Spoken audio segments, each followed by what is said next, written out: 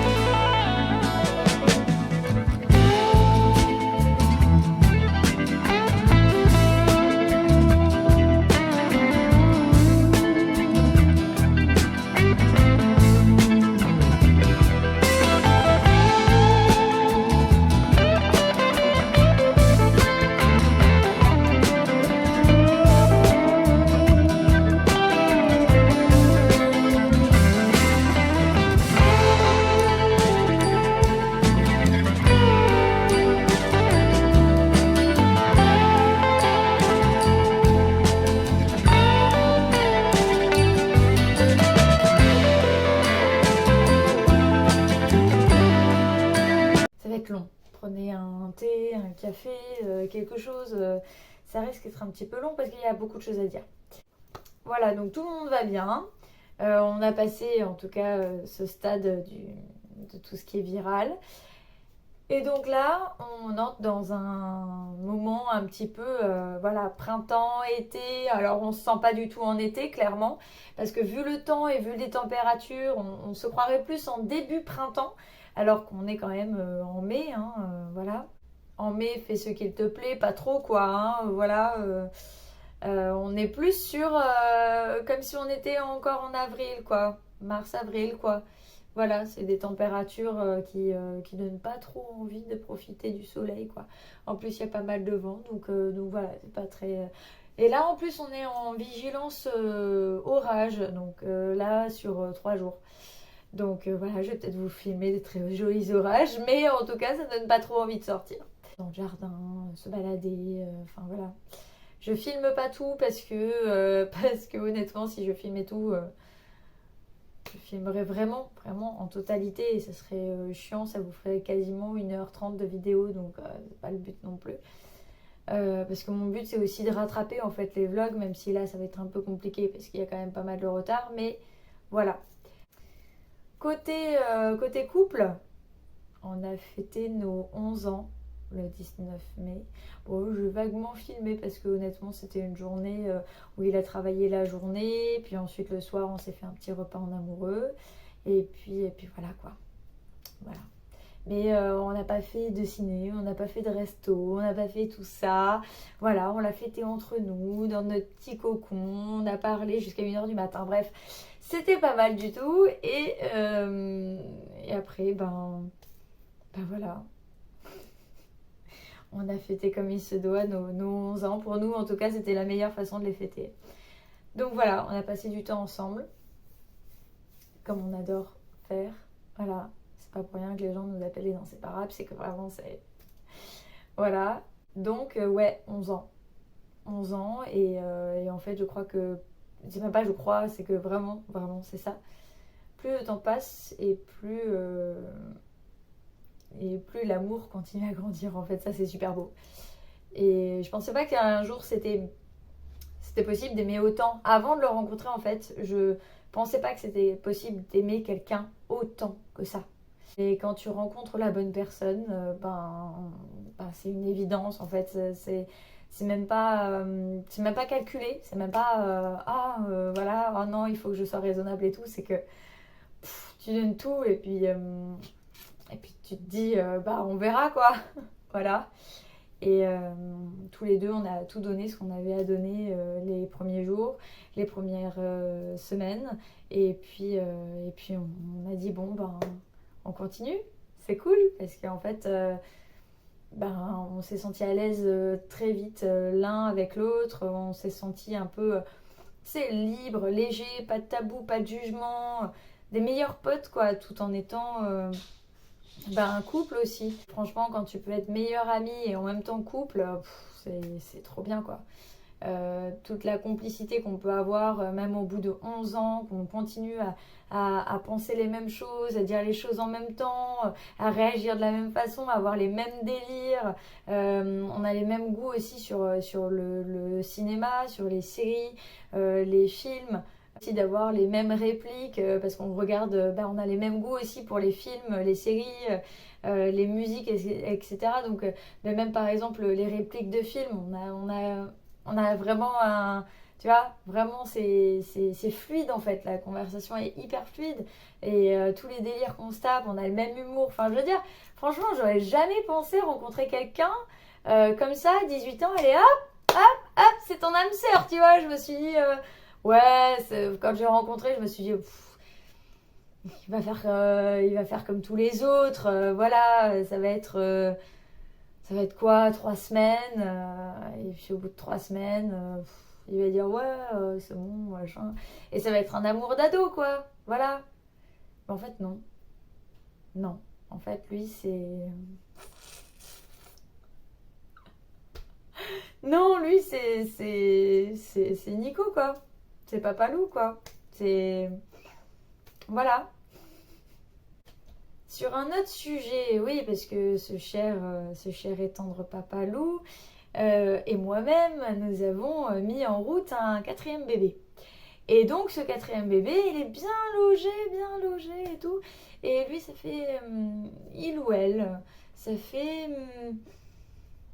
un petit moment déjà, ça fait pas énorme, hein, mais ça fait un petit moment qu'il s'est logé. Donc, ça fait normalement... depuis le 26 mars. Sachant qu'il y a la fête d'anniversaire de Papalou qui a été le 25 mars, donc juste après, quoi, en fait. On n'a pas du tout bien fêté son anniversaire. Du coup, donc voilà, ça s'est passé, je pense, comme une lettre à la poste. Au bout de 5 mois d'essai, hein, quand même. Mais bon, voilà. Un bébé qui est prévu pour le 26 décembre. Très très beau cadeau de Noël. Il est possible que ce soit le dernier bébé. Peut-être. On ne sait pas. On se laisse le bénéfice du doute. Mais peut-être que si on se sent au complet, ce qui est fort possible, voilà, on va faire au feeling. Et si on ressent un jour le besoin de faire un petit 5e, eh bien, ça sera peut-être le cas, mais en tout cas, pour l'instant, 4, c'est déjà très bien. Donc là, on a l'échographie, donc on a eu l'échographie de datation. Et donc là, on va avoir l'échographie du premier trimestre d'ici 3 semaines.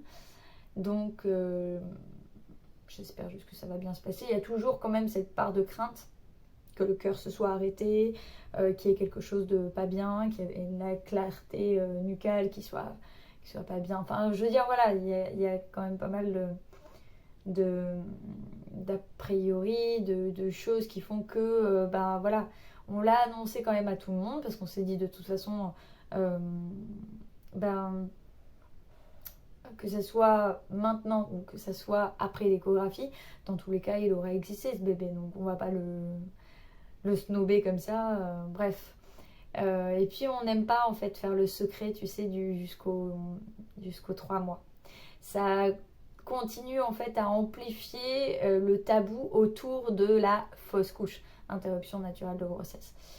Et même si certaines personnes, et je le respecte totalement, le font, perso c'est un truc que je me vois absolument pas faire, d'attendre en fait l'échographie du premier trimestre, vraiment de 12 semaines, etc. etc.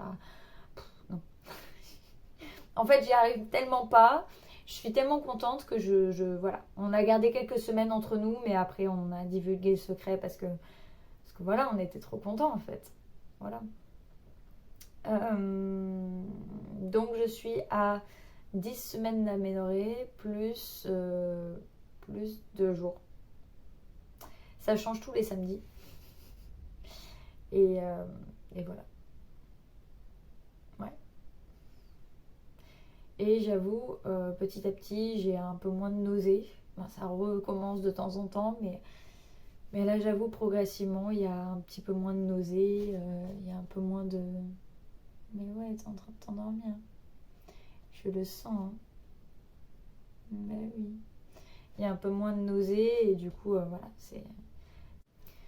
Côté professionnel, comment ça se passe pour moi?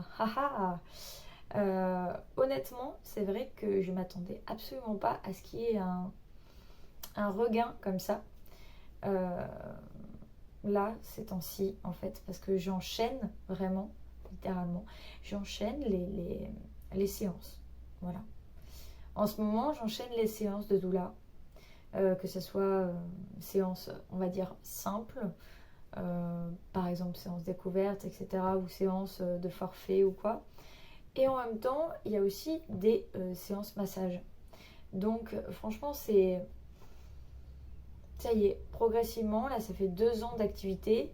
Et là je me dis, waouh, en fait ça y est, ma patience a été récompensée. Et maintenant, j'ai de plus en plus de clientes et c'est super.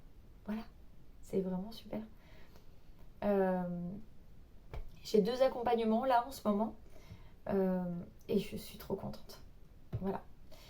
J'ai un massage qui est prévu pour début du mois de juin. J'ai plusieurs rendez-vous qui sont prévus entre juin et juillet. Franchement, je kiffe. Voilà.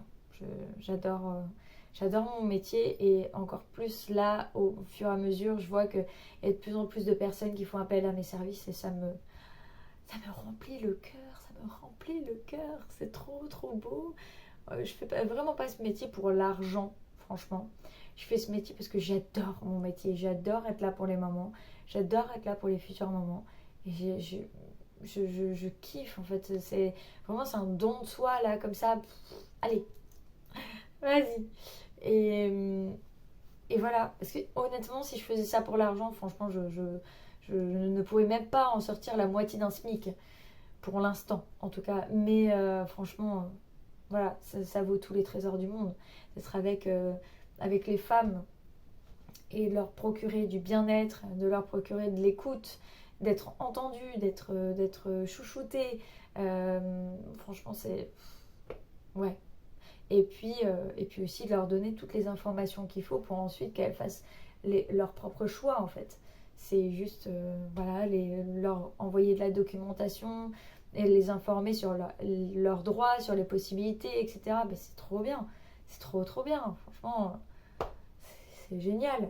J'adore mon métier, quoi. Bref, voilà, je vais pas en parler parce que là, sinon, je vais en parler pendant des heures et je vais vous ennuyer avec. Bref, en tout cas, voilà, je suis très, très contente parce que progressivement, j'ai de plus en plus de clientes et je suis heureuse, vraiment heureuse que mon activité démarre enfin. J'ai eu des petits moments comme ça où j'avais 2 rendez-vous toutes les 2 semaines à peu près, où il y avait un rendez-vous ponctuel ou 2 rendez-vous par semaine, mais c'était un tout petit peu. Là, c'est vraiment un planning qui se remplit au fur et à mesure et ça fait trop plaisir. Au niveau des nouvelles, j'ai aussi testé les cercles de femmes. Enfin, un cercle de femmes que j'ai fait du coup avec Cynthia, dont je vous avais parlé il y a quelques mois. Et du coup, elle avait mis en place au début des cercles de femmes, mais j'étais pas libre. Et puis là, un jour, je me suis dit, oh, bah tiens, c'est l'occasion, je suis libre, etc. Et donc, elle m'a invitée à son cercle de femmes et c'était super, vraiment. Donc, bah, vous avez vu sur les images un petit peu avant, sur les vlogs d'avant, du coup, il y avait un petit un petit tapis juste comme il faut. On était sur des coussins en tailleur. Il y avait des petites bougies, il y avait aussi un oracle tout autour des bougies. C'était un endroit très cocooning, super agréable. Franchement, c'était du bonheur en barre, en fait, du bien-être en barre. J'ai vraiment repris mon souffle à ce moment-là. Et c'était sur l'amour de soi. Ouais, pas l'amour genre narcissisme, tu vois. Non, l'amour de soi du genre, pas oh je m'aime, machin, non. Non, non, non, non. Vraiment, l'amour de soi, genre prendre soin de soi, s'accorder du temps, etc., etc. Et en fait, on a fait toute une traversée autour de ce thème-là. Et c'était super, vraiment. Ok, on n'était pas beaucoup, mais franchement, c'était trop bien. Voilà. Donc, elle m'a proposé de refaire des cercles de femmes et que, par contre, ça soit moi qui anime avec elle, du coup, certains cercles de femmes sur ben, la naissance, le postnatal, etc., etc. Et franchement, j'avoue, j'ai trop hâte.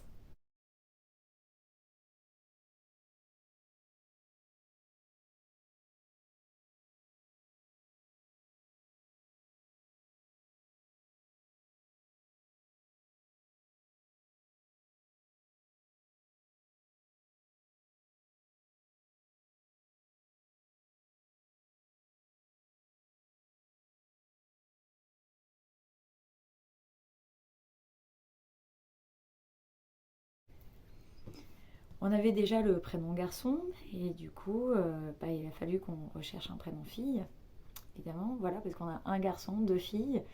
Donc les deux filles, on a trouvé un prénom du tac au tac. Mais là, du coup, on s'est posé la question, attends, il va falloir qu'on recherche aussi un prénom fille, au cas où. On s'est dit, ah, je sais pas du tout comment on va faire. Donc, euh, donc ouais, on est tombé d'accord sur un prénom. Un prénom absolument pas polynésien. Absolument pas. Je sais pas, c'est incompréhensible. On a fait tous les prénoms un petit peu polynésiens. Tous les prénoms polynésiens, filles. Et puis on n'est pas tombé sur ce prénom qui fait la différence. Et du coup, on s'est dit, ah, bon, alors, qu'est-ce qu'on aime bien voilà, parce qu'on est très très fan de plusieurs univers. L'univers Marvel, déjà. Oui, oui, oui, en tout premier. L'univers de Tolkien aussi, donc avec Le Seigneur des Anneaux et puis, euh, et puis Le Hobbit. Et puis on est très fan aussi de Harry Potter. Et puis du coup, ben, on s'est posé la question comment on allait appeler notre fille, si c'est une petite fille. Et donc il y a plusieurs prénoms qui sont revenus dans les trois univers. Euh, voilà. Et puis bon, on a décidé. Voilà. Mais ce n'est pas dit qu'on ne change pas d'avis, ce n'est pas dit que voilà, parce qu'on peut très bien changer d'avis. Voilà. Mais on s'est dit, tiens, c'est vraiment quelqu'un de courageux, c'est quelqu'un, voilà, c'est une fille, vraiment une femme vraiment super courageuse. Elle est, tu vois, elle a la poigne, elle est intelligente, elle est combative, elle est, tu vois, voilà, c'est. Donc pourquoi pas. Voilà, après, dans tous les univers qu'on aime, il y a justement des femmes combatives. Donc, c'est un peu compliqué aussi. Il y a des hommes et des femmes combatifs. Donc, voilà, c'est un peu compliqué de choisir. C'est comme si tu demandais à quelqu'un qui aime l'univers Marvel de choisir un personnage qu'il aime plus que tout. C'est pas possible en fait. Enfin, on les aime tous. On a forcément des petits favoris. Voilà, comme moi, j'aime vraiment beaucoup Captain America, Iron Man et Thor. Maintenant, après, ça veut pas dire que j'aime pas les autres persos. Enfin, voilà, les autres personnages sont tout aussi emblématiques. Ils ont tous leur histoire, ils ont tous, enfin voilà, ils ont tous quelque chose qui fait qu'on les aime, qu'on s'attache à eux, etc. Bref, allez, je vais continuer ma journée du coup, parce qu'elle a commencé tôt ma journée, 6h du matin. Et puis c'est parti.